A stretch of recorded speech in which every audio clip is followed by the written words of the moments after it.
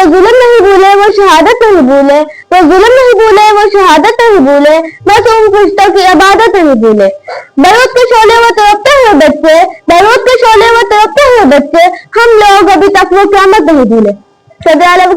आज मुझे जिस मौजू पर लपको शायरी करने का मौका मिला है वो है सादिया पेशावर। दहशतगर्दी ने पेशावर उम्माओं के लगता जगह छीन ली है।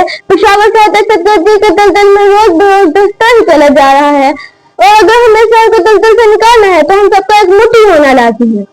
एक में दहशतगर्दी जैसे बड़े बड़े वाक़यात गुजरे हैं, मगर 16 दिसंबर 2014 को होने वाले सानिया को अगर देखा जाए तो आंखों में ऐसा दर्दनाक और खौफनाक वाक़या नजर नहीं आता। 16 दिसंबर को खून की ऐसी नदियां बही जिसके छींटे हर माँ के दामन से बेनिशान न हुए। जनाब आला, उन मुस्लिमों के सामने उनके साथ अकराम को जिंदा जला दिया गया और उनके दोस्तों को बेरहमी से मारा गया कि कायनात की हर चीज काम थी।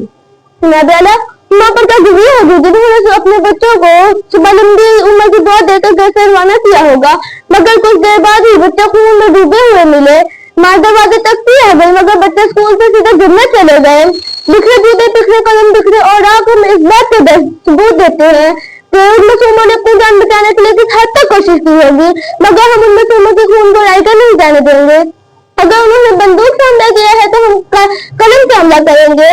इस मुल्क की तकदीर हमारे हाथों में है, हमें इसको संवारना है। कोई लहू में तो कोई किताब मिट्टी में, कोई लहू में तो कोई किताब मिट्टी में, मिला है जिसका सारा निसाब मिट्टी में। अजीब जुल्म की आंधी चली है मेरे वतन की, अजीब जुल्म की आंधी चली है मेरे वतन की, चले गए हैं बहुत से गुलाम मिट्टी में। वालिदैन ने जो देखे बच्चों के वास्ते, वालिदैन ने जो देखे बच्चों के वास्ते, बिखरे रह गए वो सारे ख्वाब मिट्टी में।